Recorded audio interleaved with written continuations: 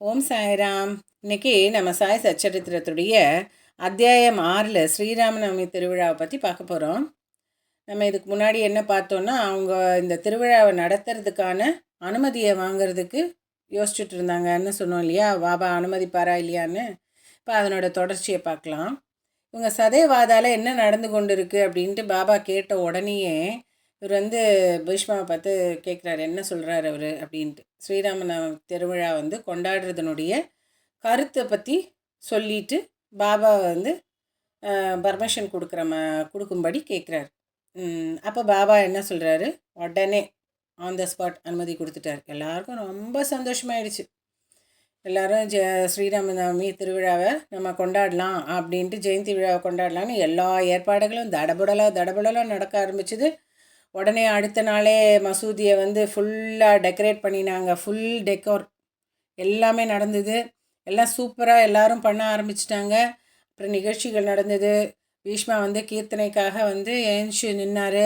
Mahajani harmonium வாசிக்க, அப்புறம் பீஷ்மர் அவருடைய ராமாக்கியான் படிக்க, அப்படி நிறைய விஷயங்கள் அந்த திருவிழாவில் நடந்துட்டு இருந்தது.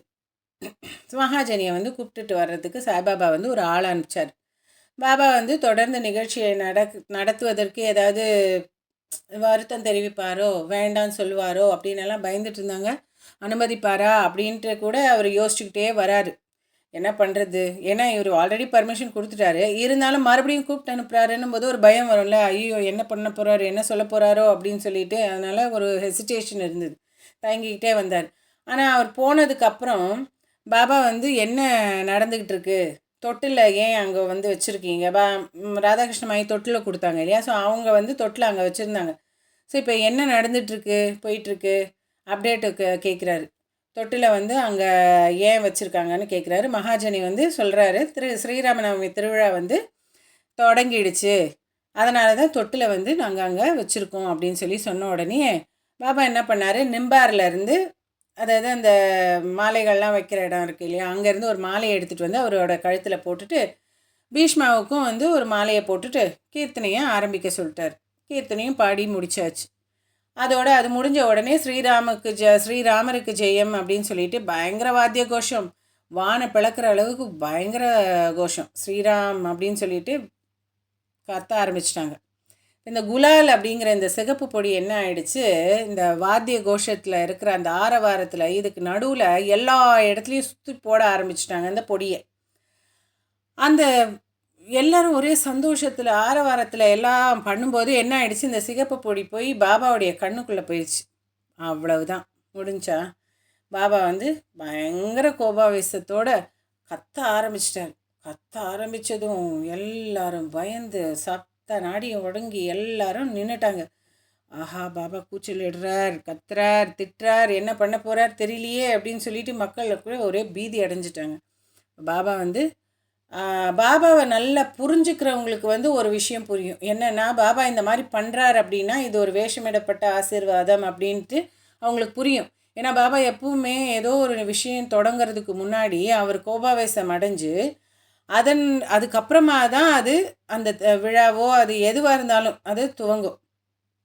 அவர் அப்படி பண்ணினாதான் அந்த விஷயமும் நல்லபடியாக முடியும். அப்படி ஒரு ஐதீகம் இருந்துச்சு. அதனால் யாருமே எதுவுமே சொல்லலை. சரி, நம்ம இதை எப்படி எடுத்துக்கணும் அப்படின்னு அவங்க யோசித்தாங்கன்னா, ஸ்ரீராமர் பிறந்த உடனேயே ராவணனையும் அந்த அகங்காரம், கெட்ட எண்ணங்கள், இந்த இந்த விஷயங்களெல்லாம் அரக்கத்தரமான விஷயங்கள்னு சொல்லுவேன். ஸோ அதையெல்லாம் அரக்கர்களோடு ஒப்பிடுறாங்க. அந்த குணங்களை எல்லாம் அரக்கர்களோடு ஒப்பிட்டு அந்த ராமர் ராவணனை அழித்தது ஒரு கதையாக இருந்தாலும், நல்லது கெட்டதை அழிச்சுது அப்படிங்கிறதும் ஒரு விஷயத்தை நம்ம அதிலேருந்து எடுத்துக்குவோம் இல்லையா. அதே மாதிரி பாபாவும் அந்த கடுமையான கோபாவேசம் அடைஞ்சு அந்த கெட்டதை அழிச்சிட்டார்.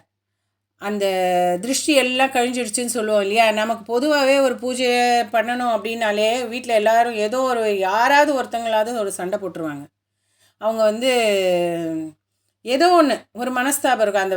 அந்த சாமி கும்பிட்டு முடிக்கிறதுக்குள்ளே ஒரு சின்னதாக ஒரு மனக்கலக்கம் எல்லாருக்கிட்டேயும் இருக்கும். டக்குன்னு அது வெளியப்படும். ஒரு சண்டை இருக்கும், ஏதோ ஒன்று இருக்கும். அதுக்கப்புறமா தான் நம்ம அந்த பூஜையை பண்ண முடியும். அது என்னதுன்னா, நமக்கு இருக்கிற கெட்டது வந்து வெளியேறிடும். அந்த வெளியேறினா தான் நல்லது உள்ளே வரும்.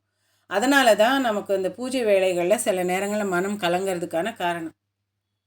அதே மாதிரி தான் பாபாவும் இந்த வேலை ஆரம்பிக்க உடனே அவரும் வந்து அந்த கெட்டதை வெளியேற்றுறதுக்கு கோபாவேசம் அடைஞ்சு அதுக்கப்புறம் சாந்தமானார். ஸோ பாபாவுடைய கோபத்தை வந்து நல்ல விதமாகவே எல்லாருமே எடுத்துட்டாங்க. அப்புறம் எல்லோரும் சைலண்ட்டாக இருந்தாங்க. பாபா வந்து தொட்டில் உடச்சிடுவாரோன்ற பயம் ராதாகிருஷ்ண மாய்க்கு இருந்துச்சு. கோவத்தில் எங்கே அவர் வந்து அடித்து உடச்சிடுவாரோ அப்படின்னு சொல்லிட்டு, சரி நீங்கள் போய் மொல்லமாக அந்த தொட்டில் எடுத்துகிட்டு வந்துடுங்க அப்படின்ட்டு ராதாகிருஷ்ண மாய் வந்து சொன்னாங்க. ஆனால் பாபா வந்து அதெல்லாம் எடுக்கக்கூடாது, அது அங்கேயே இருக்கணும் அப்படின்னு சொல்லிட்டார். அப்புறம் கொஞ்சம் நேரம் கழித்து பாபா அப்படியே சாந்தமாயிட்டார். சாந்த ஸ்வரூபியாக ஆனதுக்கப்புறமா மகா பூஜை, ஆரத்தி எல்லாம் நடந்துச்சு. அந்த நாளில் என்னெல்லாம் நடக்கணுமோ எல்லா நிகழ்ச்சிகளும் நடந்து முடிஞ்சது. சந்தோஷமாக நல்லபடியாக முடிஞ்சது. அப்புறம் மகாஜனி வந்து பாபாக்கிட்ட தொட்டில் வந்து நாம் கழட்டிடலாமா, இங்கேருந்து எடுத்துடலாமா அப்படின்னு அனுமதி கேட்டபோது பாபா சொன்னார், இன்னும் விழாவே முடியலை, அதனால் நீங்கள் வந்து இப்போ கழட்ட வேண்டாம் அப்படின்னு சொல்லிட்டார். அடுத்த நாள் கீர்த்தனையும் கோபால்கால விழாவும் நடைபெற்றுச்சு. கீர்த்தனைக்கு அப்புறம் என்ன பண்ணுவாங்க, இந்த தயிர் பொரி அரிசி எல்லாம் கலந்த ஒரு மண் பானை வச்சுருப்பாங்க உடைக்கிறதுக்காக. இந்த உரியடின்னு சொல்லுவோம் இல்லையா, அந்த கிராமங்கள்லாம் உரியடி திருவிழா நடக்கும் கிருஷ்ண ஜெயந்தி டைமில். அதே மாதிரி தான் அந்த கோபால் காலாங்கிற விழா எதை குறிக்கிறதுனா அந்த உரியடி திருவிழாவை தான் குறிக்கிறது. அந்த எல்லாத்தையும் கலந்து அந்த பானையில் வச்சு தொங்க விடப்படும். அவங்க வந்து என்ன பண்ணுவாங்க, கோபாலர்களோடு சேர்ந்து கிருஷ்ணர் என்ன பண்ணுவார், அந்த இதை வந்து கம்பால் அடித்து அதுக்கப்புறம் அதுக்கு யாருக்கு கிடைக்குதோ அவங்க எல்லாருமே ஷேர் பண்ணி சாப்பிடுவாங்க. அதுதான் அந்த திருவிழாவுடைய சிறப்பம்சமே. அதுதான் இங்கே கோபால் கால திருவிழா அப்படின்னு சொல்கிறாங்க. அதுக்கப்புறம் வந்து தொட்டில் எடுத்துகிட்டு போகலாம் அப்படின்னு சொல்லிட்டார் பாபா. அப்போ இவ்வாறாக இந்த ஸ்ரீராமநவமி திருவிழா வந்து நடந்துகிட்டே இருக்கும்போது பகலில் வந்து 2 கொடி ஊர்வலமும், ராத்திரியில் வந்து சந்தனக்கூடு ஊர்வலமும் எப்போவுமே எவ்வளோ சூப்பராக நடக்குமோ எப்போவுமே அதே மாதிரியே நடந்துச்சு. எல்லாருக்கும் ரொம்ப சந்தோஷம். நல்லபடியாக இந்த விழாவும் முடிஞ்சிச்சு. இப்போ தான் வந்து பாபாவுடைய உருசு அப்படிங்கிற விழாவாக மாறிச்சு. இந்த உருசுங்கிற திருவிழா வந்து ஸ்ரீராமநவமி திருவிழாவாக மாற்றப்பட்டதே வந்து இந்த நிமிஷத்தில் இருந்து தான். இவங்க 2 பேரும் சேர்ந்து காலையில் கொடி ஊர்வலமும் சாயங்காலம் சந்தனக்கூடு ஊர்வலமும் சேர்ந்து நடந்த அந்த நாளில் இருந்து தான் இந்த உருசுங்கிறதே வந்து ஸ்ரீராமநவமி திருவிழாவாக மாறிச்சு.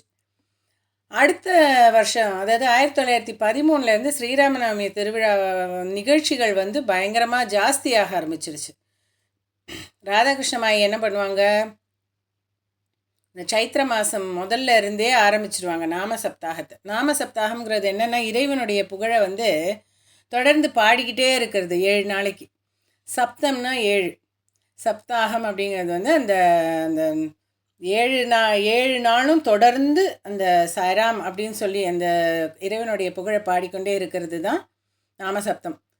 அப்புறம் கொஞ்ச நாளைக்கு அவங்களும் வந்து காலையில் எழுந்து குளித்து கொண்டு வந்து கலந்துக்கிட்டாங்க. அதே மாதிரி எல்லா பகுதிகளில் ராம்நாமி கொண்டாட்டத்தை வந்து கொண்டாடுறதுக்கு எல்லாருமே வந்தாங்க. ஆனால் என்னென்னா, அந்த ராம்நவமி திருவிழாங்கிறது வந்து எல்லா இடத்துலையும் நடக்கும் இல்லையா. ஸோ அந்த ஹரிதாஸை கிடைக்கிறது ரொம்ப கஷ்டம். ஹரிதாஸ்னால் பாடுறவர், கதா காலக்ஷேபம் எல்லாம் பண்ணுவாங்க இல்லையா, அதே மாதிரி அந்த பாடுறதை வந்து பாடுறவர் கிடைக்கிறது ரொம்ப கஷ்டம். பாடுறதுக்கு ஒரு ஹரிதாஸ் கிடைச்சாரா இல்லையா அப்படிங்கிறத வந்து நம்ம அடுத்த பகுதியில் பார்க்கலாம். ஸ்ரீ சாயை பணிக. அனைவருக்கும் சாந்தி நிலவட்டும். ஓம் சாய்ராம், ஜெய் சாய்ராம், ஜெய் ஜெய் சாய்ராம்.